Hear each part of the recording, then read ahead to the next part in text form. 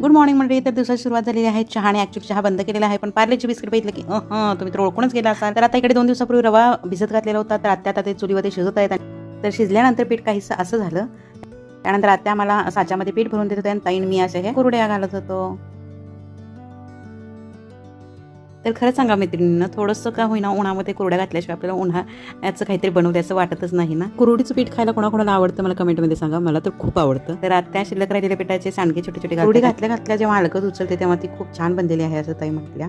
तर कामाचं प्रथम सत्र झालेलं आहे. द्वितीय सत्र करण्यापूर्वी म्हटलं आत्म्याला थोडंसं थंड करावं, त्यामुळे रसना बनवला. भांडी झाल्यानंतर आत्याने खूप छान कैरी कट करून ठेवली. खूप मजा आली. वा टाकूया की किती चिडायचं ते.